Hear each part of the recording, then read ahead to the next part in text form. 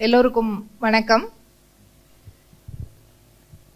ஒரு மிகச்சிறந்த அவையில் நம்ம எல்லாரும் உட்கார்ந்துருக்கோம்னு நினைக்கிறேன். நம்மளுடைய பள்ளிக்கல்வித்துறை, பொது நூலக இயக்ககம், நம்மளுடைய ஈரோடு மாவட்ட நிர்வாகம் எல்லோரும் இணைந்து சிறுவாணி இலக்கிய திருவிழாவை மிக சிறப்பாக நடத்தி கொண்டிருக்கிறார்கள். அதிலும் குறிப்பாக சிறார் இலக்கியம் என்கிற மிகச்சிறந்த ஒரு தலைப்பை, அதற்கான ஒரு நேரத்தை, அதற்கான ஒரு ஆடியன்ஸ் எல்லாம் வச்சு நடத்துறதுக்கு கொடுத்தது வாய்ப்பு மிகப்பெரிய ஒரு வரவேற்கத்தக்க விஷயம். ஏன்னா பெரியவர்களுக்கான இலக்கியம் நிகழ்வுகள், உரைகள் நிறைய இடங்கள்ல நடக்குது. சிறார்களுக்காக முன்னெடுப்புகள் ரொம்ப குறைச்சலாக தான் நடக்குது. அரசு அதை முன்னெடுத்திருக்கிறது வரவேற்கத்தக்க ஒரு விஷயம். மிக மிக மனமார்ந்த ஒரு பாராட்டுகளும் நன்றியும் அரசுக்கு.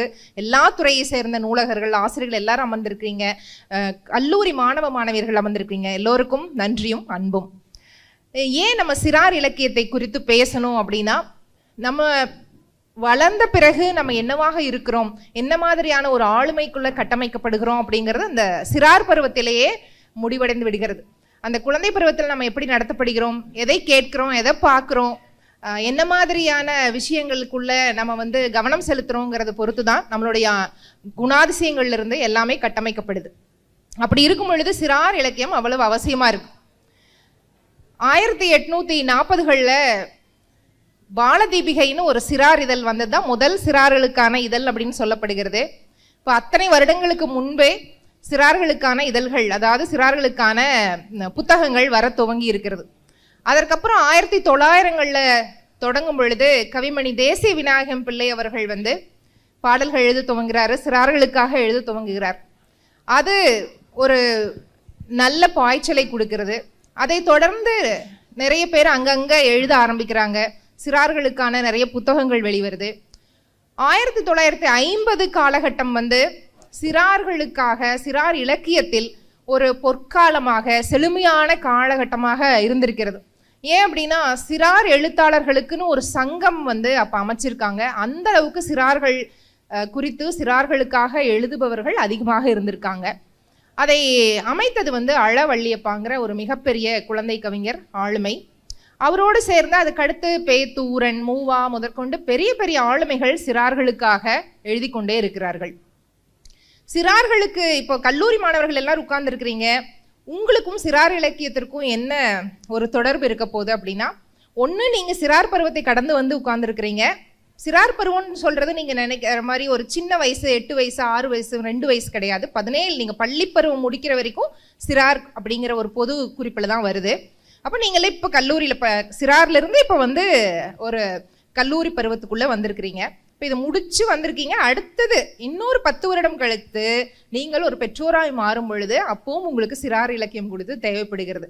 அதனால இப்போ ஒரு நடுநிலையா இருந்து இந்த விஷயங்களை உள்வாங்கி கொள்ளுங்க, கேட்டு தெரிந்து கொள்ளுங்க. என்ன நடக்குது, நமக்கு முன்னாடியும் பின்னாடியும் என்ன நடக்குது அப்படின்னு நம்ம தெரிஞ்சுக்கலாம். இப்போ 1957 மிக முக்கியமான ஒரு முன்னெடுப்பு நடந்திருக்கு சிறார் இலக்கியத்தில். என்ன அப்படின்னா, இப்போ தினந்தோறும் நமக்கெல்லாம் இந்த நாளிதழ்கள் வருது இல்லைங்களா, வீடுகளுக்கு நம்ம பல்வேறு நாளிதழ்கள் வாங்குறோம். அப்போ 57 வை கோவிந்தன் அவர்கள் சிறார்களுக்காக ஒரு தினசரியை துவக்கி இருக்கிறாரு. அது மிகப்பெரிய விஷயம். அது தினந்தோறும் இப்போ நம்மெல்லாம் வாங்குற நியூஸ் பேப்பர்ல வாரத்துல ஒரு நாள் ஒரு பக்கம் என்ன வருது, சிறார்களுக்கான கதைகள், ஓவியங்கள், படங்கள், இல்ல அவங்களுக்கான விடுகதைகள், புதிர்கள்னு நிறைய குழந்தைங்க என்னென்னலாம் பண்ணுவாங்களோ அதுக்கு தகுந்த மாதிரி வருது. ஆனா தினசரியும் சிறார்களுக்கான நாளிதழ் அப்படிங்கிறது 57 வந்திருக்கு. அப்ப எவ்வளவு செழுமையான சிறார் இலக்கியம் இருந்திருக்கு அப்படிங்கிறது கண்கூடா நமக்கு தெரிய வருது. இப்படி தொடர்ந்து நல்ல முன்னெடுப்புகள் நல்லா வந்துட்டே இருந்தாலுமே ஒரு 2000 அப்படிங்கிற ஆண்டை கிட்டத்தட்ட அந்த இடத்தை தொடும் பொழுது, தொழில்நுட்ப வளர்ச்சி அதிகமாகும் பொழுது நம்மளுடைய சமூக மாற்றங்கள் நிறைய நிகழுது. இன்னும் நான் ஒன்று தனிப்பட்ட கருத்தா என்ன நினைக்கிறேன்னா, நம்மளுடைய பள்ளி கல்வி, நம்மளுடைய கல்வி மாற்றம் மொழி மாற்றம் ஆகுது. நம்ம எல்லாரும் அதுக்கு முன்னாடி தமிழ் வழியில நம்மளுடைய கல்வியை ஆரம்பிச்சிருந்தோம். அதற்கு பிறகு ஆங்கில வழி கல்வி அதிகமா புகுந்து தமிழை கொஞ்சம் தள்ளி வைக்கிற மாதிரி இருக்கும் பொழுது இந்த சிறார் இலக்கியம் கொஞ்சம் தேய ஆரம்பிக்கிறதுக்கான சமூக மாற்றங்கள்ல அதுவும் ஒன்றா நடந்திருக்கு.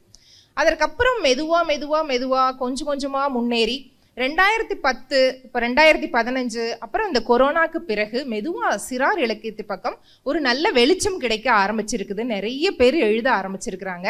எழுத ஆரம்பித்ததை குறித்து அவர்களுக்கான நல்ல பாராட்டுகள், நிகழ்வுகள், அப்புறம் வந்து எல்லா அரசுகளும் அதற்கான ஒரு விருதுகள் அறிவிச்சிருக்கிறாங்க. இப்படியான ஒரு பார்வை அதன் மேல் படும்போது சிறார் இலக்கியம் இன்னும் செழுமை அடைகிறது.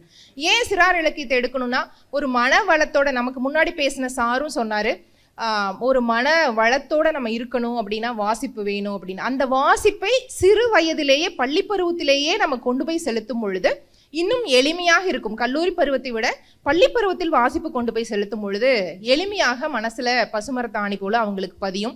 இப்படிப்பட்ட சிறார் இலக்கியம் கடந்து பெரிய ஒரு பாதையில் நாம் இன்று 2025 வந்து இன்னைக்கு அமர்ந்திருக்கிறோம். இன்னைக்கு ஈரோட்டுக்கு பெருமை சேர்க்கும் விதமாக நம் கூட அமர்ந்திருக்கிற, மேடையில் அமர்ந்திருக்கிற ஒரு இளம் எழுத்தாளர், சிறார் எழுத்தாளராக 8 வயதில் ஆரம்பித்து இன்று 12ஆம் வகுப்பு படிக்கக்கூடிய சக்தி ஸ்ரீதேவி அவர்கள் மேடை பகிர்ந்திருக்கிறார். மிக பெருமையாக இருக்கிறது, மகிழ்ச்சியாகவும் இருக்கிறது. சிறார்களுக்காக பெரியவர்கள் எழுதுவது ஒன்று, சிறார்களுக்காக சிறார்களே எழுதுவது ஒன்று. இப்போ நம்ம ஈரோட்லேயுமே நிறைய சிறார் எழுத்தாளர்கள் இருக்கிறாங்க. முன்னாடி அமர்ந்திருக்காங்க, குரலினி இருக்காங்க, அதற்கப்புறம் வந்து இளநிலா, இன்னும் நிறைய பெண் குழந்தைகள், ஆண் குழந்தைகள் வந்து சிறார்களுக்காக அவர்களே அவர்களுடைய படைப்புகளை எழுதி கொள்கிறார்கள். நம்ம கூட ஒரு 2018 ஒரு புத்தகம் வெளியிட்டோம், அமிழ்துன்னு. அந்த புத்தகம் முழுக்க சிறார்களே எழுதின கதைகள். அந்த கதைகளை படிச்சுட்டு அவங்களுடைய நண்பர்களே வரைந்த படங்கள் தான் முழுக்க முழுக்க. பிழை திருத்தம் மட்டும்தான் பெரியவர்கள் பண்ணியிருக்கோம். அப்போ சிறார்களே ஒரு நூலை வெளியிடக்கூடிய அளவுக்கு ஈரோட்டில் மிகப்பெரிய ஒரு சிறார்களுக்கான இலக்கியம் செழுமையாக இருக்கிறது அப்படிங்கிறதான் இங்கே உட்கார்ந்துருக்கிற முக்கியமான இருக்கிறவங்களுக்கு தெரியும். இந்த சிறார் செயல்பாட்டு சார்ந்து இயங்குறவங்களுக்கு தெரியும். நம்ம ஈரோடு சிறார் இலக்கியத்தில் முக்கிய பங்கு வகிக்கிறது எல்லா வகையிலும். எழுத்து, சிறார் கலை, கதை சொல்லிகள் ஈரோட்டில் தான் அதிகம். சிறார்களுக்கான கதை சொல்லிகள் ஈரோட்டில் தான் அதிகம். அந்த வகையில் இந்த சிறுவாணி இறக்கிய திருவிழாவில் ஈரோட்டில் நடத்துவது, நாம் அனைவரும் பங்கேற்பது மிகுந்த வரவேற்கத்தக்க விஷயம். இன்று சக்தி ஸ்ரீ தேவி கிட்ட கேள்வி ஆரம்பிப்போம். ஏன்னா 12ஆம் வகுப்பு படிக்கக்கூடிய மாணவி இதுவரைக்கும் 17 புத்தகங்களை எழுதியிருக்கிறார்.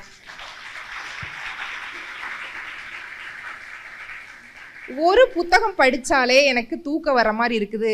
சில பேர் தூக்கம் வரலைன்னா ஒரு 4 பக்கம் படிச்சா அப்படியே தூங்கிடலாம் அப்படிங்கிறதுக்காக தூக்க மருந்தாக பயன்படக்கூடிய அளவுக்கு நமக்கு புத்தகம் இருக்குது.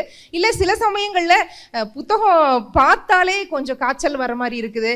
பரீட்சை அந்த நேரத்துலலாம் வந்து படிக்கிறது அப்படிங்கிறது ஒரு பாவக்காய் மாதிரியான கசப்பு தன்மை கொடுக்குது.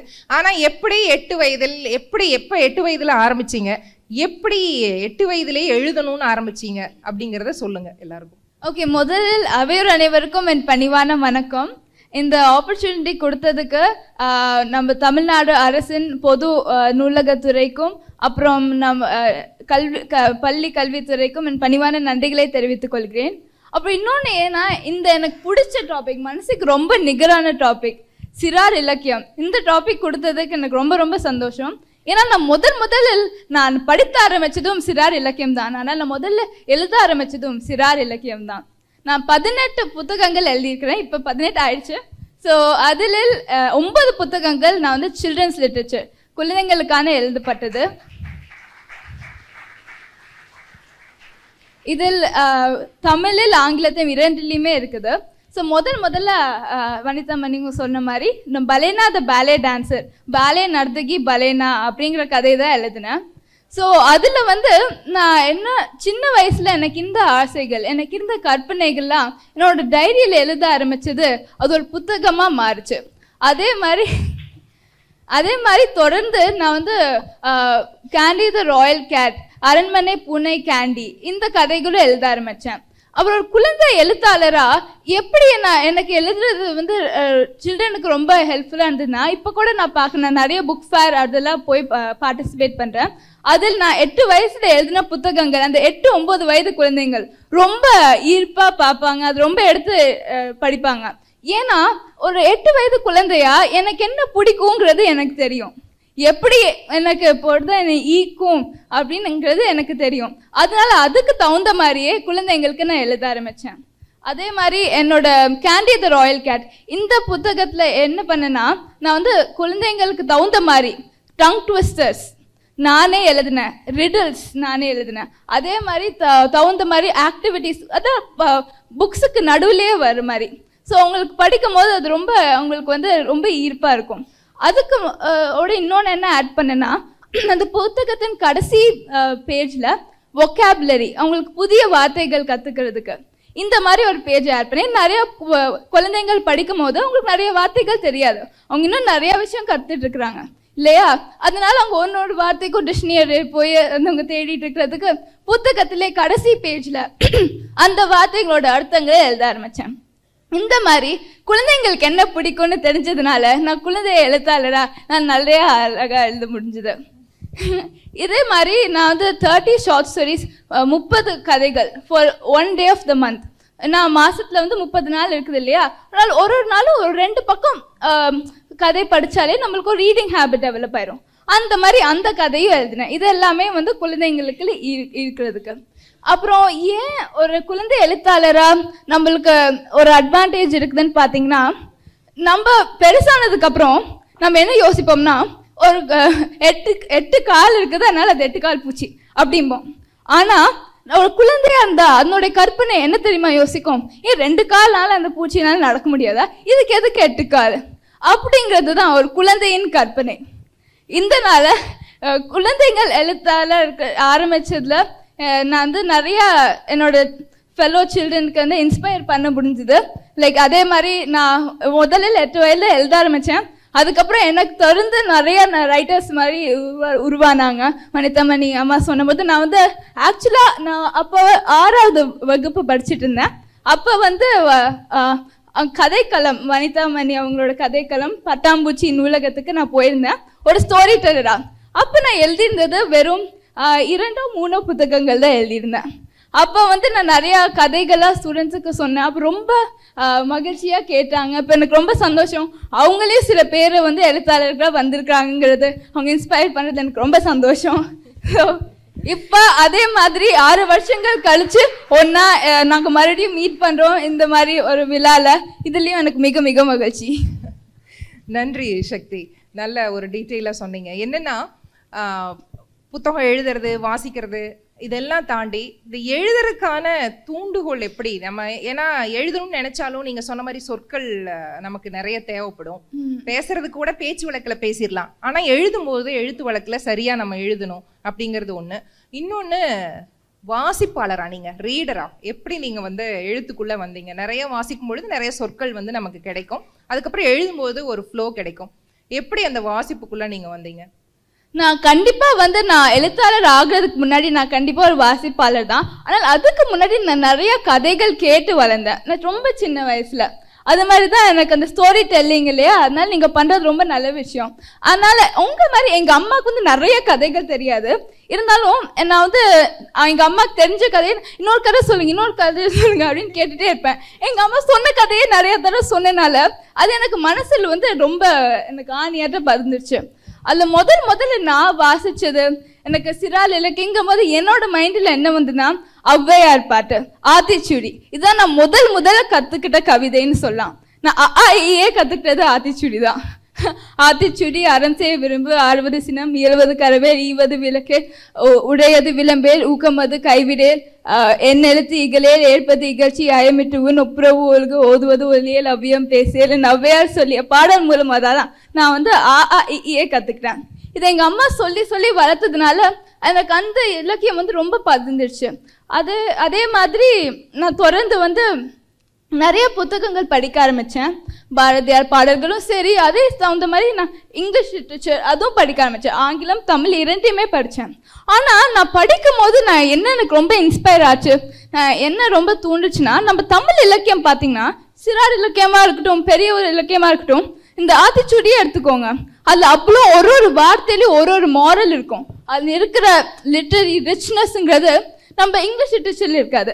ஏன்னு பார்த்தீங்கன்னா ரொம்ப பாப்புலரான ரொம்ப ஃபேமஸான இங்கிலீஷ் லிட்ரேச்சரே பார்த்தீங்கன்னா சிண்ட்ரெல்லா பார்த்தீங்கன்னா அதில் வந்து ஒரு இளவரசி தன்னோட ஷூவை வந்து விட்டுட்டு வந்துடுவா, அந்த மாதிரி தான் கதைகள் இருக்கும். ஆனால் நம்ம தமிழ் சிறார் இலக்கியம் பார்த்தீங்கன்னா ஒன்னொன்னுலையும் அப்படி ஒரு மாரல் இருக்கும்.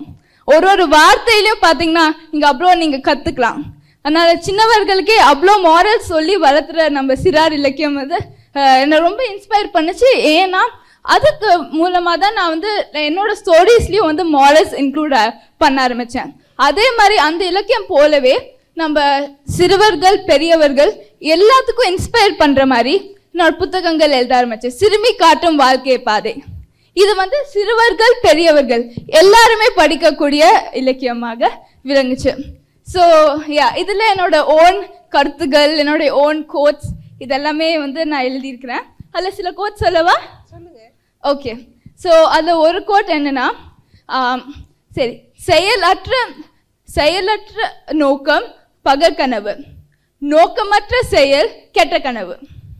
Vision without action is a daydream. Action without vision is a nightmare. புரிஞ்சுதா? நம்ம ஒரு ஐடியா வச்சிருக்கிறோம், அதை பற்றி நம்ம ஒன்றுமே பண்ணலைன்னா அது வெறும் பகற்கனவு தான். அதே மாதிரி நீங்கள் வந்து ஒரு டைரெக்ஷனே இல்லாமல் நீங்கள் வண்டியை ஓட்டிட்டு இருக்கிறீங்க, எங்கே ரொம்ப கஷ்டப்பட்டு நிறைய வேலை செய்கிறீங்க, ஆனால் நம்ம எங்கே போகிறோம் எந்த டைரெக்ஷனுமே இல்லாமல் போனீங்கன்னா அது ஒரு கெட்ட கனவு. அதே மாதிரி இன்னொன்று என்னன்னா, சரி, நீங்கள் அஞ்சுவதை செய்யுங்கள் ஆனால் ஒரு பொழுதும் நீங்கள் செய்வதை குறித்து அஞ்சாதீர்கள். Do what you fear and do not fear what you do. இது ஏன் சொல்றேன்னா, நம்ம அப்பப்போ சில காரியங்கள் நம்ம நல்ல காரியமா இருக்கும், ஆனா நம்ம செய்வதற்கு அது கொஞ்சம் பயந்துக்கும். ஏன்னா நம்ம நிறைய டவுட்ஸ் இருக்கும் இல்லையா? ஆனா நல்ல காரியமா இருந்தா அது செய்வதை குறித்து அஞ்சாதீர்கள்.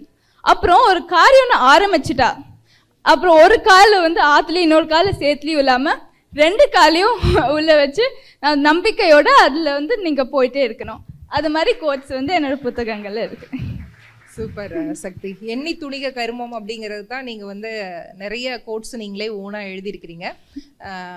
சிறார் இலக்கியத்துல வந்து நிறைய சொன்னாங்க, ஔவையார், ஆத்திச்சூடி, அந்த இதெல்லாம் சொல்லும் பொழுது பாரதியாருடைய பாப்பா பாட்டும் மிக முக்கியமான, நம்ம எல்லாருக்கும் தெரிந்த, இந்த கல்லூரி மாணவர்களா இருக்கட்டும் பெரியவங்களா இருக்கட்டும், ஓடி விளையாடு பாப்பா அப்படிங்கிற எல்லாருக்கும் தெரிந்த ஒரு பாடல், உலகமறிந்த நம்மளுடைய பாரதியாரின் பாடல். அப்படி இருந்து நிறைய செழுமையாக்கப்பட்டு இப்ப சமகாலத்தில் கான்டெம்பரரியா நிறைய சிறார் இலக்கியங்கள் எழுதப்படுது, தொடர்ந்து எழுதப்படுது. அதற்கான சங்கங்கள் இப்ப அமைப்புகள் உருவாகி கொண்டே இருக்கின்றன. அதற்காக தொடர்ந்து நிகழ்வுகள் வந்து எல்லா பக்கமுமே நடக்குது. எப்படி நடக்குது இப்ப அப்படின்னா, நாங்களே ஒரு நூலகம் வச்சிருக்கோம், பட்டாம்பூச்சி நூலகம்னு. இப்ப நம்மளுடைய ஈரோடு மாவட்ட அரசு நூலகத்திலே ஆகட்டும் கதை சொல்லல் நிகழ்வுகள் தொடர்ந்து நடத்தி கொண்டே இருக்கிறார்கள். காரணம் என்னன்னா, கதை கூறுவதன் மூலமாக இந்த புத்தகங்களை மெதுவா ஒரு அறிமுகப்படுத்துறதுக்கு, சுவாரஸ்யமா அறிமுகப்படுத்தக்கூடிய ஒரு கருவியா இந்த கதை சொல்லலை கையில் எடுத்து தொடர்ந்து ஈரோட்டில் இது நடத்தி கொண்டே இருக்கிறோம்.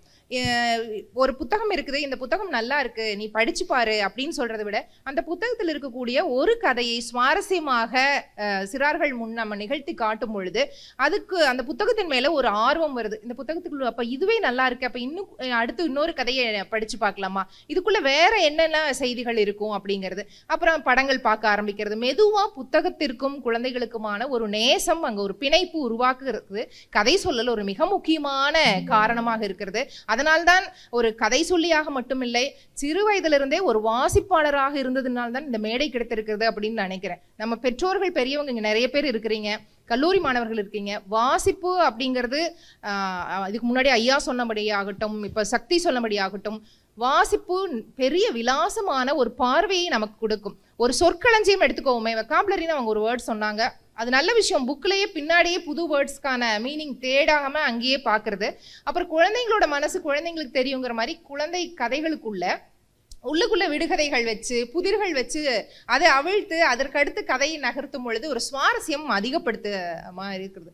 இப்படி பல்வேறு விஷயங்கள் சிறார் இலக்கியத்துக்குள் தொடர்ந்து நடந்துகிட்டே இருக்குது. அடுத்ததான் சக்தி, உங்ககிட்ட ஒரு கேள்வி. என்னென்ன ஜேர்னர்ல என்னென்ன வகையான கதைகளை எழுதுகிறீர்கள்? ஒரே அப்படி வகை மட்டும் சொல்லுங்க, என்னென்ன வகை கதைகள் எழுதுகிறீர்கள்? ஸோ நான் முதல்ல எழுத ஆரம்பிச்சது ஃபிக்ஷன் கதைகள், இல்லை அட்வென்ச்சர் கதைகள் எல்லாமே இருக்குது. அதுக்கப்புறம் நான் நிறைய புத்தக திருவிழாக்கு போவேன் இல்லையா, அதுல வந்து நிறைய பேர் ரிக்வெஸ்ட் பண்ணுவாங்க, இங்க டிடெக்டிவ் ஸ்டோரிஸ் எழுதுங்க, காமிக் புக்ஸ் எழுதுங்க அப்படின்னு சொல்லும் போது சரி நான் டிடெக்டிவ் ஸ்டோரிஸ் எழுதி பார்த்தேன். அடுத்தது காமிக் புத்தகங்களை எழுதி பார்த்தேன். அப்புறம் வந்து ஸ்டூடெண்ட்ஸ் வந்து டைரி ரைட்டிங், அந்த டைரி பிம்பிக்கிற அந்த மாதிரி புத்தகங்கள் வந்து ரொம்ப விரும்பி படிச்சுட்டு இருந்தாங்க. அதனால $1 பில்லியன் கேர்ள் டைரிஸ் அப்படின்னு ஒரு புத்தகங்கள் எழுதுறேன். அதனால அந்த பருவத்தில் என்ன பிடிச்சதோ அந்த ஜானர்ஸ் எழுத ஆரம்பித்தேன். ரீசெண்டாக நான் எழுதிட்டு இருக்கிறது நான் ஃபிக்ஷன் புக்ஸ், மோஸ்ட்லி வந்து ஃபிலோசஃபி சம்மந்தப்பட்டது. தி செயின்ட் இன் அ சூட். அது எப்படின்னா, நம்ம வேதங்கள்லாம் இருக்குது இல்லையா, உப்னிஷத்ஸ், அந்த மாதிரி வேதங்கள்லாம் ரொம்ப லைக் லாங்குவேஜ் ரொம்ப கடினமாக இருக்கிறதுனால மக்களுக்கு அவ்வளோ ரீச் ஆகுறதில்ல. அதுவே வந்து ஒரு ப்ராக்டிக்கலாக அதில் இருக்கிற இதை நம்ம எப்படி நம்ம லைஃப்பில் நம்ம யூஸ் பண்ணிக்கலாம் அப்படிங்கிறதுக்காக நான் ஒரு புக் எழுதினேன், தி செயின்ட் இன் அ சூட். நம்ம சூட் போட்டுட்டு கூட நம்ம ஒரு சாமியாராக இருக்கலாம் அப்படிங்கிற மாதிரி கதை. அப்புறம் திஸ் இஸ் நான் ஃபிக்ஷன் புக். நான் கடைசி எழுதினது ஒரு எபிக் போயட்ரி. நான் 2 போயட்ரி நாவல்ஸும் எழுதியிருக்கிறேன். ஒன்று 200 கவிதைகள் இருக்குது. அப்புறம் கடைசி எழுத எபிக் போயட்ரி நாவல் வந்து ஒரு புக்கே முழுவதும் கவிதை. அது ஒரு நாவல், ஆனால் கவிதை ஃபார்மேட்டில் எழுதப்பட்டது. தமிரா ராய். இட்ஸ் அபவுட் ஒரு சவுத் இந்தியன் பிரின்சஸ் பற்றி ஆன கதை. சரி, நம்ம எல்லா ஊர்கள்லையும் எல்லா மாவட்டங்கள்லையும் தமிழகம் முழுக்க சின்ன கிராம பஞ்சாயத்துகள் முதற்கொண்டு எல்லா இடங்களில் கல்லூரி பள்ளி எல்லா இடத்திலும் இருக்கக்கூடிய விஷயம் நூலகம். ஆனா அந்த நூலகத்துடைய பயன்பாடு எந்த அளவுக்கு வந்து சிறார்களோ இல்ல பள்ளி கல்லூரி மாணவர்களோ பயன்படுத்திக்கிறாங்க அப்படிங்கிறது ஒரு கேள்விக்குறியான விஷயமா இருக்கு. அப்போ இந்த மாதிரி பல்வேறு கலை இலக்கிய விழாக்கள் நிகழ்ச்சிகள் தொடர்ந்து அந்த நூலகத்தில் நடந்து கொண்டே இருக்கும் பொழுது சிறார்களை கல்லூரி மாணவர்களை நூலகம் பக்கம் திருப்புவதற்கு ஒரு நல்ல வாய்ப்பாக இருக்கும் அப்படின்னு நினைக்கிறேன். ஏன்னா எல்லா கல்லூரி குழந்தைகளுக்கும் ஒரு பெரிய ஒரு ஷாப்பிங் மால் தெரியுது, தேட்டர் எங்க இருக்குன்னு தெரியுது. இந்த மாதிரி ஒரு மிக பொழுதுபோக்குக்கு தேவையான இடங்கள் எங்கெங்கெல்லாம் இருக்குதுங்கிறது எல்லாருக்குமே தெரியுது. ஆனா அந்த ஊர்ல நூலகம் எங்க இருக்குது, அந்த நூலகத்தில் எத்தனை புத்தகங்கள் இருக்குது, அங்க போனா அப்படி என்ன கிடைக்கும் நமக்கு அப்படிங்கிற ஒரு விஷயம் வந்து ஒரு லேக் ஆகிட்டே இருக்குது.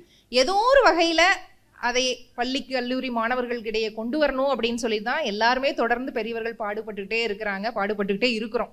இதை மாணவர்கள் புரிந்து கொண்டு சும்மா நான் உங்களுக்கு ஒரு சின்ன இது கொடுக்குறேன், குறிப்பு சொல்லித்தரேன். எப்படின்னா, நீங்கள் வந்து இப்போ நான் வந்து எனக்கு வாசிப்பே பழக்கம் இல்லை, எனக்கு புத்தகத்தை பார்த்தாலே கொஞ்சம் தூக்கம் வருது, கொஞ்சம் எனக்கு இன்ட்ரெஸ்டாக இல்லை அப்படின்னு நினச்சா கூட நீங்கள் என்ன பண்ணலான்னா, உங்கள் கல்லூரி நூலகத்தில் இருக்கிற ஒரு கல்லூரி நூலகத்துக்கு வாரத்தில் ஒரு முறை சும்மா போய் ஒரு 15 நிமிஷம் அமர்ந்துட்டு என்ன நடக்குதுன்னு சும்மா வேடிக்கை பார்த்துட்டு திரும்பி வந்துடுங்க. ஒரு 3 மாதத்துக்கு இப்படியே பண்ணுங்க. சும்மா போங்க, உங்கள் கிராம பஞ்சாயத்துகளில் டவுனில் எந்த ஊரில் இருக்கிறீங்களோ அந்த நூலகத்துக்கு சும்மா போய் ஒன்றுமே பண்ண வேண்டாம். நீங்கள் போனோடனே புத்தகம் எடுத்து படித்து திருப்பி கொடுத்து என்ட்ரி போட்டு ஒன்றுமே பண்ணோன்னா சும்மா போய் உட்காந்து எல்லாத்தையும் வேடிக்கை பார்த்துட்டு வந்துருங்க. ஒரு 3 மாதம் தொடர்ந்து இதை பண்ணிக்கிட்டே இருங்களேன். மெதுவாக உங்களுக்கு ஒரு சின்ன ஆர்வம் வரும். பக்கத்தில் உட்காந்துருக்கிறவர் என்னமோ படிக்கிறாரு, இந்த அம்மா டெய்லியும் நூலகத்துக்கு வராங்களே, இப்படி என்னமாச்சும் ஒரு நோட்டீஸ் பண்ணுவீங்க. அப்போ மெதுவாக ஒரு புத்தகத்தை இந்த ரேக்கில் என்ன மாதிரி புத்தகங்கள் இருக்குது, இந்த செல்ஃபில் என்ன மாதிரி புத்தகங்கள் இருக்குதுன்னு மெதுவாக பார்க்க ஆரம்பிப்பீங்க. அது 2வது படி.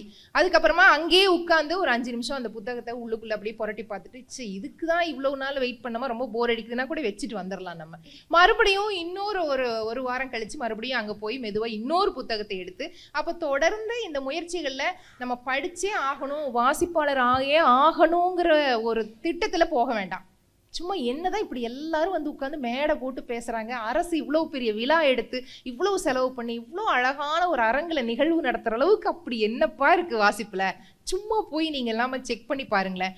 வெறும் ஒரு முயற்சி அடுத்தடுத்த கட்டத்துக்கு முயன்றுட்டே இருந்தீங்கன்னா மெதுவாக வாசிப்பு வசப்படும். ஏன் நீங்கள் வாசிக்கணுங்கிறதுக்கு ஒரு கல்லூரி மாணவராக ஒரே ஒரு ஸ்ட்ராங்கான இது ரெக்கமெண்டேஷன் கொடுக்குறேன். நீங்கள் எந்த துறையில் போகிறீங்களோ, நீங்கள் பிஸ்னஸில் போகலாம், இல்லை ஒரு கேம்பஸ் இன்டர்வியூவில் இது பண்ணி போகலாம், இல்லை வெளியில் ஒரு வேலைக்கு போகலாம் ப்ரைவேட் கம்பெனியில், இல்லை அரசு இதெல்லாம் எழுதிட்டு பரீட்சைகள் எழுதிட்டு நீங்கள் அந்த மாதிரியான வேலைக்கு போகலாம். எதுக்காக இருந்தாலும் நீங்கள் வாசிப்பில் இருக்கும் பொழுது உங்கள் வகுப்பில் வாசிப்போடு யார் இருக்காங்க அவங்க ஒரு படி மேலதான் இருப்பாங்க அறிவுல.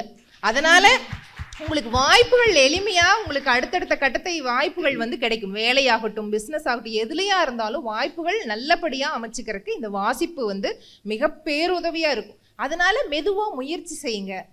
சரி சக்தி, உங்க வீட்டு சூழல் இருக்கு இல்லையா, உங்க வீட்டுல எத்தனை நீங்க புத்தகங்கள் வச்சிருக்கீங்க, நூலகம் வச்சிருக்கீங்களா, எப்படி வந்து உங்களுடைய எப்படி உங்களுடைய பணி இருக்கும்?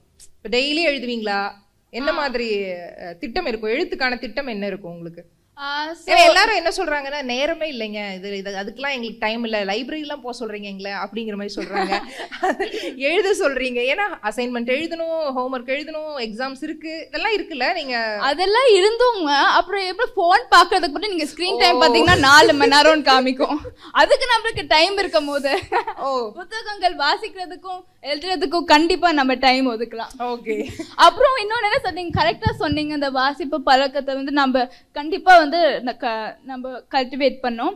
அப்புறம் நம்ம ஏன்னா எனக்கு ஒரு பாயிண்ட் நீங்க சொல்லும் போது ஞாபகம் வந்தது, நம்ம என்டர்டெயின்மெண்ட் அப்படின்னு யோசிக்கும் போது நம்மளுக்கு என்ன ஞாபகம் வருதுன்னா, இந்த காலத்துல படம் ஞாபகம் வருது, லைக் பாட்டு ஞாபகம் வருது, அதெல்லாம் ஞாபகம் வருதே இல்லையா, நம்மளுக்கு புத்தகங்கள் ஞாபகம் வர மாட்டேங்குது. அந்த காலத்துல நினைச்சு பாருங்க, அவங்களுக்கு என்ன என்டர்டெயின்மெண்ட் இருந்ததுன்னா புத்தகங்கள் தான். அப்படின்னா அது என்டர்டெயின்மெண்ட் கொடுக்கக்கூடிய விஷயம் தான் புத்தகங்களே. இப்போ வந்து லைக் நிறைய வந்து நாங்கள் இதை படி நம்ம வந்து ஃபோர்ஸ் பண்ண அந்த கரிக்குலத்தில் வந்து ஃபோர்ஸ் பண்ணும்போது நாங்கள் ஸ்டூடெண்ட்ஸ் வந்து லைக் எப்பவுமே ஃபோர்ஸ் பண்ண மாட்டாங்க இல்லையா.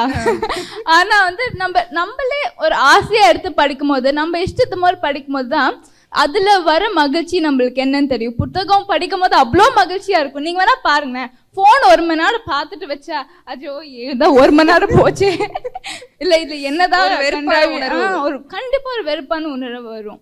ஆனா நீங்க ஒரு புத்தகத்தை ஒரு 2 பக்கம் பார்த்துட்டு அட்லீஸ்ட் கொஞ்சம் நேரம் படிச்சீங்கன்னா அதை மூடி வைக்கும் போது அப்படி ஒரு உங்களுக்கு சந்தோஷமான உணர்ச்சி வரும். அது நீங்க வாசிப்பாளர்களுக்கு அது என்ன பத்தி பேசுறது கண்டிப்பா தெரியும் இல்லையா, அது புத்தகங்களுக்கு மட்டுமே உடையாதது. ஸோ அதனால வந்து நம்ம கண்டிப்பா அதை கல்டிவேட் பண்ணோம். அப்புறம் அவங்களுக்கு ஒரு கேள்வி, ஸோ இந்த டிஜிட்டல் வேர்ல்ட்ல நீங்களும் புத்தகங்கள் லைக் எப்படி மக்களுக்கு ரீச் பண்ணுறது கண்டிப்பா சேலஞ்சஸ் ஃபேஸ் பண்ணியிருப்பீங்க இல்லையா ஆஸ் அ ஸ்டோரி டெல்லரா.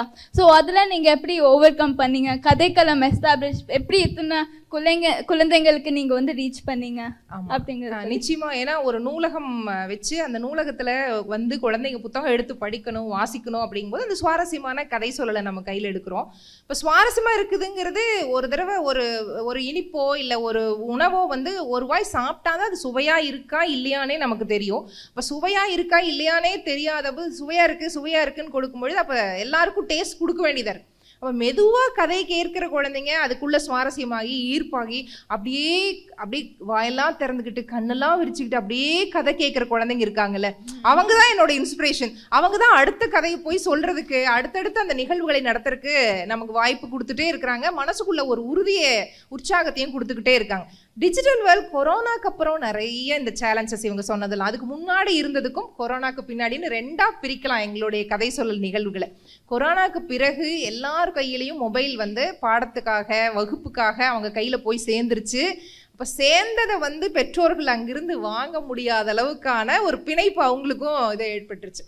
அப்போ அதுக்கப்புறம் இன்னும் சுவாரஸ்யமா, இன்னும் அந்த மொபைல்ல என்ன நடக்குதோ அதை விட சுவாரஸ்யமா எப்படியெல்லாம் நிகழ்வுகளை வடிவமைக்கலான்னு சொல்லிட்டு தொடர்ந்து நாங்க செயல்பட்டுக்கிட்டே இருக்கிறோம். அந்த சேலஞ்சஸ்க்கான விஷயங்களை கண்டுபிடிச்சு குழந்தைங்கிட்ட இருந்தே தான் கண்டுபிடிக்கிறது. இப்போ ஒரு கதை சொல்லிட்டு இருக்கிறோம், இல்ல ஒரு கதையை நாடகமா திடீர்னு நடத்துறோம், இல்ல அந்த புத்தகத்துல இருக்கிற படங்களை காமிச்சு அந்த கதைகளை சொல்றோம், இல்ல புத்தகத்துல இருக்கிற படங்களை வந்து அவங்களை வரைய சொல்றது, வண்ணம் தீட்ட சொல்றது, இல்ல கதையை சொல்லிட்டு அந்த கதைக்கான தொடர்ச்சி, ஒரு கதை சொல்றோம் அதனுடைய தொடர்ச்சியா நீ இன்னொரு கதையை சொல்லு அப்படிங்கிறது. நீங்க சொன்ன மாதிரி அந்த புதிர்கள் விடுகதைகள். ஏன்னா சங்க காலத்துல சிறார்களுக்கான இலக்கியம் என்னவா இருந்திருக்குன்னா முதல்ல ஆதி காலத்துல விடுகதைகள் தான் சிறார்களுக்கான விஷயமா இருந்திருக்குது. இப்போ விடுகதைகள் இருக்கு. இத்தனை ஆண்டுகள், ஆயிரக்கணக்கான ஆண்டுகள் கடந்தும் நமக்கு ஒரு சிறார் இலக்கியம் தொடர்ந்து வந்துட்டே இருக்குதுன்னா அது விடுகதை அப்படிங்கிறது. ஏன்னா இன்னைக்கும் ஒரு விடுகதை சொல்லிட்டா நமக்கு அந்த பதிலை கண்டுபிடிக்கிற வரைக்கும் நம்மளுக்கு அப்படியே ப்ராசர் வந்து ஓடிக்கிட்டே இருக்கும். என்னவா இருக்கும் கண்டுபிடிச்சு எல்லாரும் சொல்லிட்டோன்னா ஓகே, சொல்லல அப்படின்னா அது ஒரு பெரிய அந்த மூளையை வந்து ஆக்டிவேட் பண்றதுக்கான மிகப்பெரிய இப்படிதான் சிறார் இலக்கியம் சங்க காலத்துல இருந்து நமக்கு வந்துகிட்டே இருக்குது. அதுக்கப்புறம் 50களில் நம்ம பேசணும் அந்த பொற்காலம்னு சொல்லி. அப்போ வந்து அத்தனை 50க்கும் மேற்பட்ட சிறார் இதழ்கள் வந்திருக்கு. கரும்பு, அணில், மிட்டாய், சிட்டு, தேன், அம்புலி மாமா. எல்லாருக்கும் அம்புலி மாமான்னு சொன்னா நிறைய பேர் தலையாட்டுவாங்க. இப்படி நிறைய சிறார்களுக்கான இதழ்கள் வந்துகிட்டே இருந்திருக்குது. அப்புறம் மெதுவா வந்து இப்போ எங்களுக்கெல்லாம் நம்பிக்கை கொடுக்கறது ஒரு 4-5 இதழ்கள் தான் வந்துட்டு இருக்குது. சுட்டி யானை, அப்புறம் பஞ்சு மிட்டாய், அப்புறம் குட்டி ஆகாயம், இப்படி சமகாலத்தில் இன்னைக்கு வரக்கூடிய இந்த புத்தகங்கள் கொஞ்சம் எங்களுக்கு நம்பிக்கை கொடுத்துட்டே இருக்குது. சக்தி, நீங்க அடுத்ததா என்ன எழுத போறீங்க? நான் அடுத்ததா இப்ப வந்து நான் எழுதுறது மட்டும் இல்லாம நான் பாடல்கள எழுத ஆரம்பிச்சிட்டேன். பிகாஸ் இந்த காலத்தில் நீங்க இளையவர்கள் பாத்தீங்கன்னா புத்தகங்கள் படிக்கிறாங்க இல்லையோ, பாடல்கள் கண்டிப்பா கேட்கறாங்க. சோ நான் முதல்ல வந்து கவிதைகள் தான் எழுத ஆரம்பிச்சேன். ஆனா நீங்க நிறைய லைக் பாடல்களையும் பாத்தீங்கன்னா கண்ணதாசன் எல்லாமே கவிதைகள் இருந்து ஆரம்பிச்சது. ஸோ அதனால நான் கவிதைகள் இருந்து இப்ப பாடல்கள் எழுதிட்டு இருக்கிறேன். ஸோ அது மூலமாகவும் நான் நிறைய பாடல்கள் ஃபியூச்சர்ல வந்து நான் கம்போஸ் பண்ணும், நான் சுயமா எழுதி ப்ரொடியூஸ் பண்ணி பாடணும், அதை மக்களுக்கு ரீச் பண்ணும் அப்படிங்கிறது ஒரு கோல். அப்புறம் நான் என்னோட தமிழரோ இந்த எபிக் போய்ட்ரி நாவலோட செகண்ட் பகுதி இப்ப எழுதிட்டு இருக்கேன். அதுல முதல் பகுதி வந்து வெளியிட்டப்பட்டிருக்குது, இல்ல 2வது பகுதி எழுதிட்டு இருக்கிறேன். அப்புறம் தொடர்ந்து இன்னொரு லட்சியம் என்னன்னா, ஸ்டூடெண்ட்ஸ்க்கு நீங்க சொன்ன மாதிரி லைக் எல்லாத்துக்கும் வந்து இந்த டிஜிட்டல் வேர்ல்ட்ல வாசிக்கிற ஹேபிட் வந்து டெவலப் பண்ணும். அப்புறம் யாருக்கெல்லாம் எழுதுறதுக்கு ஆக்சுவலா நிறைய பேத்துக்கு வந்து இன்ட்ரெஸ்ட் இருக்குது, அதுக்கான டூல்ஸை போய் அவங்களுக்கு சேர்க்கணும் அப்படிங்கிறது என்னோட ஆசை. அதனால நான் நிறைய அரசு பள்ளிகளுக்கு ஹவு டு ரைட், கதைகள் என்னென்ன வகைகள் இருக்குது, அது எப்படி எழுதுறது, கதையோட பிகினிங் எப்படி எழுதுறது, மிடில் எப்படி எழுதுறது, எண்ட் எப்படி எழுதுறது, இந்த மாதிரி டூல்ஸ் வந்து நான் ப்ரொவைட் பண்ணும் அப்படிங்கிறது நான் அரசு பள்ளிகளில் போய் ஹவு டு ரைட்டுங்கிற ஒர்க் ஷாப்ஸ் வந்து எடுக்க ஆரம்பிச்சேன். அங்க போய் தான் தெரிஞ்சது எவ்வளோ ஆர்வம் ஆக்சுவலி நிறைய ஸ்டூடெண்ட்ஸ்க்கு இருக்குது, எழுத்துல இருக்குது அப்படின்னு. அவங்க நிறைய வந்து உற்சாகமா வந்து காமிப்பாங்க, நான் இதை எழுதி இருக்கிறேன் அப்படின்னு காமிக்கும் போது எனக்கு அதில் வந்து ரொம்ப சந்தோஷம். நிச்சயமா, ஏன்னா ஒரு முன்னாடி வழிகாட்டியா ஒருத்தர் இருக்கிறாங்க, நான் இதை பண்ணியிருக்கேன் அப்படின்னு காமிக்கும் பொழுது ஓ அப்போ இவங்க பண்றாங்க, நம்மளும் முயற்சி பண்ணலாம் அப்படிங்கிற ஒரு விஷயம் நடக்கிறது.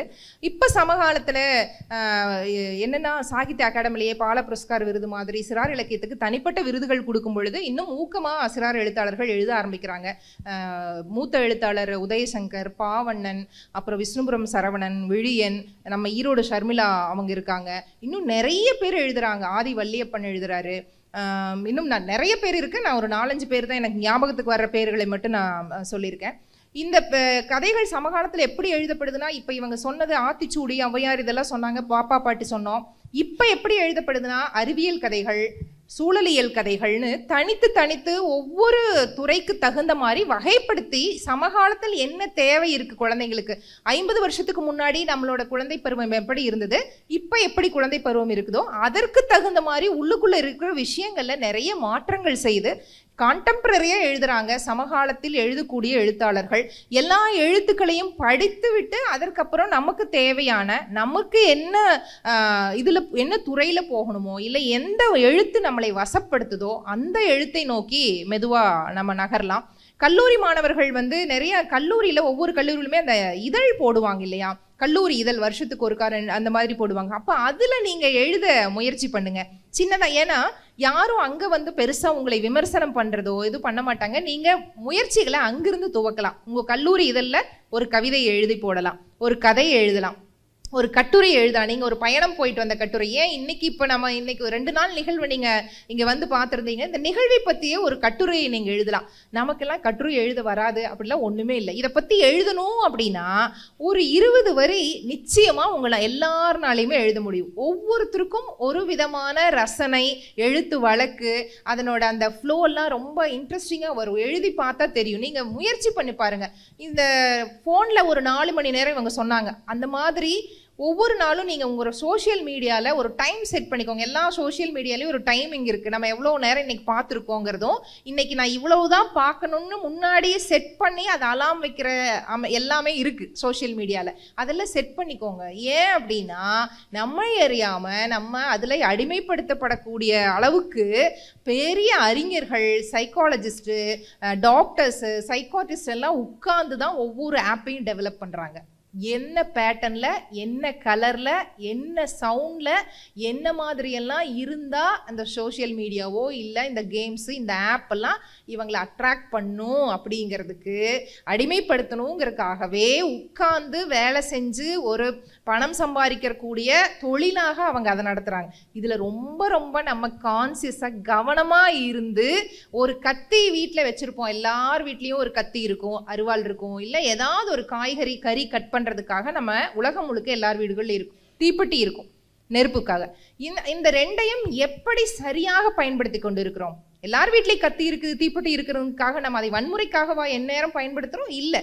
அப்போ தேவைக்கு எப்படி பயன்படுத்துகிறோமோ உங்களுடைய மொபைல், உங்களுடைய சோஷியல் மீடியாவை தேவைக்கு பயன்படுத்துங்கள். நிச்சயமாக பயன்படுத்தணும். தொழில்நுட்பத்திலேருந்து விலகிய நான் மொபைலே பார்க்க மாட்டேன், நான் மொபைல் கொடுக்க மாட்டேன், நான் எனக்கு டிவி வேண்டாம், எங்கள் வீட்டில் டிவி இல்லை அப்படின்னா மறுபடியும் வெளி உலகத்தில் போய் சஸ்டெயின் பண்ணுறது கஷ்டம்.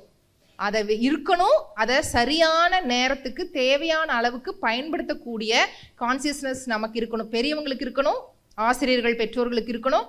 அதை பார்த்து கல்லூரி மாணவர்களும் கொஞ்சம் கொஞ்சமாக உங்களோட YouTube, Insta page, Snapchat என்னென்னமோ வச்சுருக்கீங்க இல்லையா, எல்லாத்துக்குள்ளேயும் அந்த டைம் எல்லாம் செட் பண்ணி வச்சுக்கோங்க. முடிச்சதுக்கப்புறம் எவ்வளோ நேரம் அதில் பார்த்துருக்கோம், அதுக்கப்புறம் உட்காந்து ஒரு 10 நிமிஷம் யோசிச்சு பாருங்க, இவ்வளோ நேரம் பார்த்ததுல என்ன தெரிஞ்சுக்கிட்டோம், என்ன ஜாய் கிடைச்சிது, இதை வச்சு நாளைக்கு நம்ம ஏதாவது பண்ண முடியுமா, எக்ஸாமில் 2 மார்க் சேர்த்தி வாங்க முடியுமா, அப்பா கிட்ட ஒரு பாராட்டு வாங்க முடியுமா, அம்மா நம்மளை பார்த்து பெருமைப்படுவாங்களான்னு எல்லாத்தையும் ஒரு லிஸ்ட் போட்டிங்கன்னா எதுவுமே இல்லை, 0ன்னு தான் வந்து நிற்கும்.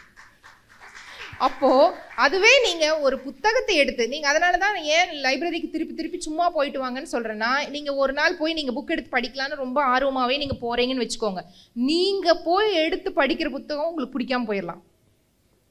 பிடிக்காமல் போயிடுச்சுன்னா இதுக்கு தான் நம்ம வந்து லைப்ரரி பக்கமே போகிறதில்ல, தலை வச்சு கூட படுக்கிறது இல்லைங்கிற ஒரு முடிவுக்கு நம்ம வந்துடுவோம். அதனால தான் மெதுவாக போய் யாரெல்லாம் என்ன படிக்கிறாங்க, சரி சும்மா நியூஸ் பேப்பர் படிப்போம், அப்புறமா மெதுவாக அடுத்து ஏதாவது வண்ணமான புக் இருந்துச்சுன்னா அதை எடுத்து பார்க்கலாம், இல்லை வரலாற்று சம்மந்தமாக நமக்கு பிடிச்சிருந்ததுன்னா பார்க்கலான்னு மெதுவாக நூலகத்தை பயன்படுத்துறதுக்கு ஆரம்பிச்சிட்டிங்கன்னா இந்த டிஜிட்டல் கொஞ்சம் உங்களிருந்து விலகி போகும்.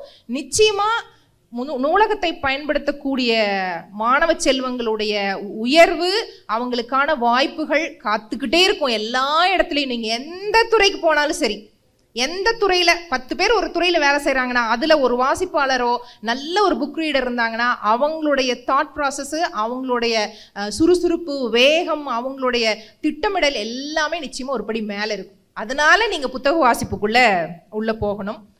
நேரம் ஆயிடுச்சா? இல்லை இன்னொரு கேள்வி நாங்கள் கேட்கலாமா? இன்னொரு கேள்வி. சக்தி, நீங்கள் வந்து ட்வீன் அப்புறம் டீன் இப்போ அடல்ட்டுக்கெல்லாம் எழுதிட்டுருக்கீங்க. இப்போ இப்படி எழுதும்பொழுது எந்த இதை என்ஜாய் பண்ணி எழுதுனீங்க? இப்போ நீங்கள் 8 வயசில் என்ன பிடிக்கும் அப்படின்னு தெரிஞ்சு எழுதுனீங்க, டீன் ஆயிடுச்சு, இப்போ எந்த ஏஜ், எந்த புக்கு ஏதாவது நீங்கள் எழுதுனதுல நான் அது ரொம்ப என்ஜாய் பண்ணி, எனக்கு ரொம்ப ஹாப்பியாக நான் இதை எழுதினேன்? எல்லாமே என்ஜாய் பண்ணி தான் எழுதுவீங்க அஃப்கோர்ஸ், இருந்தாலும் ஏதாவது ஒன்று வந்து, ஏன்னா நான் அந்த கேண்டி பூனை, அரண்மனை பூனை புத்தகம் எப்போவே 6 வருஷத்துக்கு முன்னாடி உங்களோட படித்தேன். அதில் படிக்கும்பொழுது அதில் ஒரு இட்டாலியன் டிஷ்ஷுன்னு நினைக்கிறேன், ஏதோ ஒரு உணவுப் பொருள் குறித்து நீங்கள் அந்த உணவுப் பொருள் வந்து அந்த மாதிரி இருந்துச்சு. எனக்கு அப்போ அது என்னன்னே தெரியல. அதெல்லாம் லேட்டஸ்ட்டாக இப்போ தான் நம்ம ஊர்லலாம் அந்த உணவுப் பொருளே வந்திருக்குது. ஸோ இதுக்கான இன்புட்ஸ் எப்படி எடுக்கிறீங்க? எதை என்ஜாய் பண்ணி எழுதுனீங்க ரொம்ப? இந்த கேள்வி வந்து நான் ஒரு பருவத்திலையும் ஒன்னொன்னு என்ஜாய் பண்ணி தான் எழுதினேன். பிகாஸ் நம்ம என்ஜாய் பண்ணினா கண்டிப்பா என்னால் இத்தனை புத்தகங்கள் எழுதியிருக்கவே முடியாது. எந்த துறையா இருக்கட்டும் அதை என்ஜாய் பண்ணி மட்டும் பண்ணாவே இந்த அளவுக்கு பண்ண முடியும். ஸோ இப்போ நான் மோஸ்டா ரசிச்சு எழுதுனது, எனக்கு எப்பவுமே வந்து ஃபேவரட் புக்குன்னு கேட்பாங்க. நான் புதுசாக ஒரு புக்கு எழுதுறதுக்கப்புறம் அது மாறிடும். பிகாஸ் வந்து ஒரு புக்கும் அதுக்கு நான் என்ன நினைக்கிறேன்னா, ஒரு புக்குக்கும் அதுக்கு மேலே இம்ப்ரூவ்மெண்ட் இல்லையா. நான் வந்து சின்ன வயசுலேருந்து எழுத ஆரம்பிச்சது ஒன்றுக்கு ஒன்று அடுத்தது பெட்டராக எழுதிட்டே இருக்கனால நான் கடைசியாக நான் அந்த தமிழ ராய் எழுதுனது ரொம்ப நான் என்ஜாய் பண்ணி எழுதினேன். பிகாஸ் எனக்கு வந்து நான் எழுத ஆரம்பிச்சதுக்கப்புறம், நான் பாடல்களும் எழுத ஆரம்பிச்சதுக்கப்புறம் எனக்கு கதை மாதிரி வரல, எனக்கு வர கவிதைகள் மாதிரியே கதை வர ஆரம்பிச்சிருது. அதனால நான் ரொம்ப என்ஜாய் பண்ணி எழுதினது அந்த தமிழ ராய் புத்தகம் தான். அப்புறம் நீங்க சொன்ன பாயிண்ட்ஸ் வந்து எனக்கு கொஞ்சம் வந்து ஞாபகம் வந்தது. என்னன்னா, நம்ம அடிக்ஷன் பத்தி சொன்னீங்க இல்லையா. ஸோ அடிக்ஷனுங்கிறது நம்ம பிடிச்சதா பண்ற விஷயம் இல்லை. நம்ம வந்து அது ஏதோ ஈர்க்கும், அது போவோம், அதுக்கப்புறம் போனதுக்கப்புறம் அது கட்டுப்பாடாயிருவோம். அது பிடிக்காமே இருந்தாலும் அது நம்ம பண்ண தூண்டும். ஏன்னா வேற வழி இல்லை. எந்த அடிக்ஷனாவே இருக்கட்டும், அவங்கள யாரோ கேட்டு பாத்தீங்கன்னா அது பிடிச்சுதான் பண்றோம், அது கெடுதல்னு தெரியும், இருந்தாலுமே நம்ம பண்றோம். ஆனா அது வந்து நீங்க இப்ப நானும் அதனாலதான் போனை வந்து நான் டெய்லி ஒரு 2 hours மேல நான் லைக் அது என்னன்னா காலையில இருந்து நான் அப்பா கிட்ட போன் கொடுத்துறேன். இப்பெல்லாம் நீங்களே வச்சுக்கோங்க அந்த போன், அதெல்லாம் டிங் டிங் எனக்கு வந்து ரொம்ப டிஸ்டர்ப் ஆகுது, நீங்களே வச்சுக்கோங்க அப்படின்னு வந்து 6 மணிக்கு எனக்கு கொடுங்க, நான் வந்து 6 to 7 வரைக்கும் அது என்னன்னா பார்க்கணுமோ ஃப்ரெண்ட்ஸ் கிட்ட எல்லாம் பேசணுமோ பேசிட்டு திருப்பி கொடுத்துறேன் அப்படின்னு சொல்லி நானே பண்ண ஆரம்பிச்சிட்டேன். முதல்ல வந்து லைக் நீங்க ஃபோர்ஸ் பண்ண வேண்டியதா இருக்கும். அப்புறம் ஒரு பாயிண்ட் ஆஃப் டைம் உங்களுக்கே அது ஏன் நம்மளுக்கு பிடிச்சதா பண்றோமா அப்படின்னு அந்த வெறுப்பு வர ஆரம்பிச்சிடும். எனக்கு இப்ப கொஞ்சம் வெறுப்பு இருக்குதுன்னு வச்சுக்கோங்களேன். ஸோ அதனால நீங்க யோசிச்சு பாருங்க, நம்ம பிடிச்சதா போன்ல பாக்குறோமா அப்படின்னு யோசிச்சு பாருங்க. அப்புறம் இந்த மாதிரி இனிஷியேட்டிவ்ஸ் நம்ம கவர்மெண்ட் நிறைய எடுத்துட்டு இருக்கிறதுனால இப்ப இந்த புத்தகங்கள் அதை ஆல்டர்னேட்டிவா வச்சுக்கோங்க, அதுக்கு இது ஆல்டர்னேட் சப்ஸ்டிடியூட் பண்ணிக்கோங்க. போன்ல தான் நேரம் கிடைக்கிறதுக்கு பதிலாக புத்தகங்கள் படிச்சு நேரம் கழிங்க, நீங்க நிறைய கத்துக்குவீங்க இல்லையா? அதுக்கப்புறம் இன்னொன்று என்ன மென்ஷன் பண்ண விரும்பணும்னு நான் நினைச்சேன்னா, நீங்க கவர்மெண்டோட இனிஷியேட்டிவ்ஸ் பத்தி சொல்லிட்டு இருந்தீங்க. இந்த சாகித்ய பால் புரஸ்கார் அவார்ட் சில்ட்ரன் லிட்ரேச்சருக்கு. ஸோ இதெல்லாம் ரொம்ப நல்ல விஷயம் கவர்மெண்ட் பண்ணிட்டு இருக்குது. அது இன்னொன்று வந்து பண்ணிட்டு இருக்கிறது என்னன்னா வந்து நுழை, நட, ஓடு, பற இந்த மாதிரி 4 வகைகளா பிரிச்சு லைக் ஏஜ் பத்தி மட்டும் இல்ல, ரீடர்ஸோட லைக் பிகினிங் ரீடர், அப்புறம் எக்ஸ்பர்ட் ரீடர், அப்புறம் லைக் முதல்ல நிறைய படங்கள் இருக்கிற புத்தகத்துல இருந்து ஆரம்பிச்சு நீங்க பிகினிங் ரீடர் அதுல இருந்து ஆரம்பிச்சு அதுக்கு ஏன்னா அதுதான் முதல்ல இருக்கும் இல்லையா? அதுக்கப்புறம் படிக்க உங்களால பெரிய கட்டுரையே உங்களால படிக்க முடியும். அந்த மாதிரி இனிஷியேட்டிவ்ஸ் வந்து கவர்மெண்ட் எடுத்துட்டு இருக்கிறது ரொம்ப நல்ல விஷயம், ரீடிங் ஹேபிட்டை டெவலப் பண்றதுக்கு. அப்புறம் ரீசெண்டா அந்த சென்னை இன்டர்நேஷனல் புக் ஃபேருக்கு நான் பார்ட்டிசிபேட் பண்ணியிருந்தேன். ஆக்சுவலி ரொம்ப பிரம்மாண்டமான இவெண்ட். நம்ம தமிழ்நாடுல வந்து அப்படி ஒரு இவெண்ட் நான் வந்து பார்த்ததே இல்லை. எல்லா கண்ட்ரிகள்ல இருந்தும் வந்திருந்தாங்க, எல்லா நாடுகள்ல இருந்தும் வந்திருந்தாங்க. கிரேக்க நாடு, ரஷ்யா, இஜிப்ட் இந்த மாதிரி எல்லா நாடுகள்ல இருந்தும் ரைட்டர்ஸ், பப்ளிஷர்ஸ் எல்லாம் வந்திருந்தாங்க. ஸோ அவங்க வந்து அந்த ஃபேரில் நான் ஆக்சுவலாக பார்ட்டிசிபேட் பண்ணேன் ஆஸ் எ ரைட்டராக. அது ரொம்ப நல்ல எக்ஸ்பீரியன்ஸ் வந்தது எனக்கு.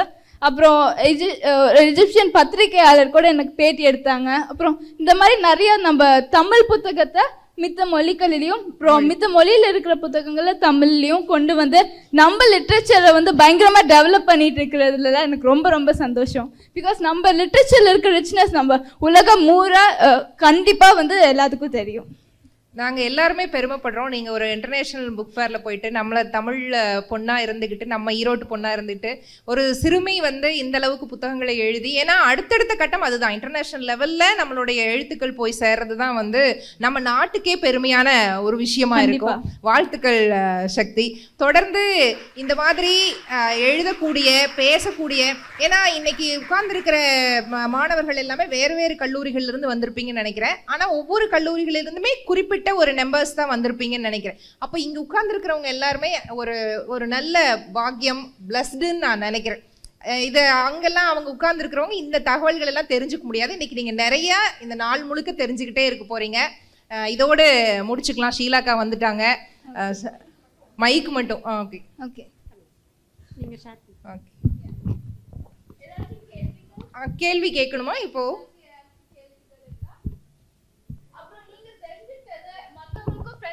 ஷேர் பண்ணுங்க. அவங்க இல்லைனாலும் நீங்க இங்க என்ன கத்துக்கிட்டீங்களோ அது எல்லாத்துக்கும் போய் நீங்க பகிர்ந்து கொள்ளலாம். கல்லூரி மாணவர்கள் யாராவது கேள்வி கேளுங்க. போன தடவை ஆசிரியர்கள் தான் எல்லாம் கேட்டீங்க. நல்ல ஆசிரியர் என்பவர் அடிப்படையில் நல்ல மாணவராக இருக்க வேண்டும். எனவே எல்லா கல்லூரி ஆசிரியர்களுமே நல்ல மாணவர்கள் தான். சக்தி ஸ்ரீதேவி அவர்களுக்கு பாராட்டுக்கள். அவர்களை வளர்த்தெடுத்த பேராசிரியருக்கும் சம்பத் நகர் நூலகர் மதிப்பிற்குரிய ஷீலா அவர்களுக்கும் இந்த அரங்கம் சார்பாக பாராட்டுக்களை தெரிவித்துக் கொள்கிறோம்.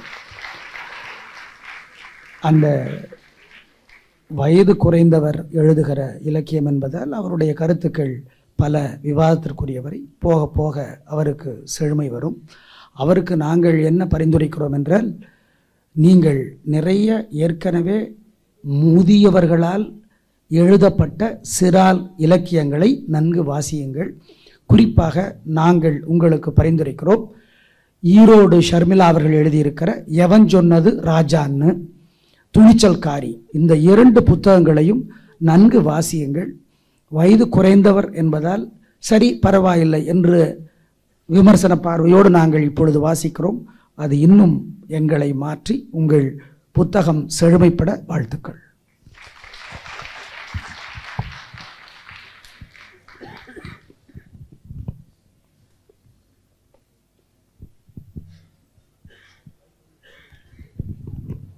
அனைவருக்கும் இனிய வணக்கம். இந்த கதை கேட்குறது இப்போ குறைஞ்சதுக்கு காரணம், நம்ம குடும்பங்கள்லாம் நம்ம அப்பா அம்மாவை தனியாக இருக்கிறாங்க. முதல்ல நம்மளாம் இருக்கும்போது பார்த்திங்கன்னா, குழந்தைங்களா இருக்கும்போது நம்ம தாத்தா பாட்டி கதை சொல்லி சொல்லி வளர்த்திக்கிட்டே இருந்தாங்க. அதுக்கப்புறம் நம்ம ஸ்கூலில் எந்த வகுப்பு எடுத்தாலும் நம்ம கதை கேட்டு தான் நடத்துனாங்க. நான் படிக்கும்போதெல்லாம் நீதி போதனை கதை அப்படின்னு ஒரு வகுப்பே இருந்துச்சு. அதெல்லாம் குறைஞ்சிருச்சு. அதெல்லாம் குறைஞ்சங்காட்டி தான் இப்போ நம்ம கதை நம்ம குழந்தைங்களாம் சொல்ல முடியாமல் போச்சு. அது ஒரு காரணம். அதையெல்லாம் இவங்க நிறைவு செய்கிறாங்க. இவங்களுக்கு நல்வாழ்த்துக்களும் பாராட்டுகளும். மேலும் இந்த வகுப்பு படிக்கிற நம்ம மேக்சிமம் குழந்தைங்கள்லாம் ஆங்கில பள்ளிக்கூடத்தெல்லாம் படிப்பாங்கன்னு நினைக்கிறேன். அந்த பள்ளிக்கூடத்தில் கதை சொல்லியே ஒரு வகுப்பு நடத்தணும், நம்ம மாதிரி பேரண்ட்ஸு அவங்களுக்கு வற்புறுத்தணும்னு நான் சொல்லி விடைபெறுகிறேன். நன்றி, வணக்கம். என்னுடைய பேர் தண்டாயமணி, நூலகர். சக்தி, உங்ககிட்ட ஒரு கேள்வி. முதலில் வணக்கம். நீங்கள் 6வது படிக்கும்போதே 2 புக்கு பப்ளிஷ் பண்ணேன்னு சொன்னீங்க. அதாவது இப்போ நீங்கள் இந்த சிறார் எழுத்தாளராக உங்கள் வாழ்க்கையை தொடர்ந்த இந்த பயணத்தை தொடங்கினப்ப உங்களை நோக்கி ஏதாவது விமர்சனங்கள் இல்லை உங்களுக்கு எதிர்மறை கருத்துக்கள் ஏதாவது வந்துச்சா? வந்தால் அதை எப்படி ஓவர் கம் பண்ணி வந்தீங்க? இது என்னோட கேள்வி. கண்டிப்பா எந்த துறையா இருந்தாலும் அந்த சேலஞ்சஸ் இருக்கும். அப்புறம் எனக்கு மெயின் என்ன கடினம் என்னன்னா, நான் முதல்ல 8 வயசா எழுத ஆரம்பிச்சும் போது, லைக் 11 வயசா எழுத ஆரம்பிச்சும் போது, பப்ளிஷ் ரைட்டரா இருக்கும் போது யாரும் முதல்ல என்ன நம்பல. அது எனக்கு ரொம்பவே மனசு காயப்படுத்துச்சுன்னு சொல்லலாம்.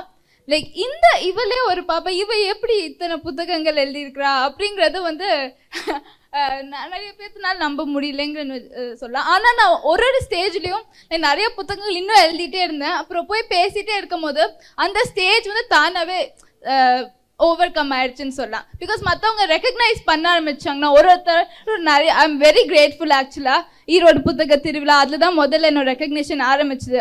அதை தொடர்ந்து அப்புறம் நிறையா லைக் கொங்க வேலுசாமி அங்கிள் அது மாதிரி நிறையா பீப்புள் அப்புறம் நம்ம எஜுகேஷன் மினிஸ்டர் ரொம்ப எனக்கு என்கரேஜ் பண்ணி இந்த அவார்ட் கொடுத்தது.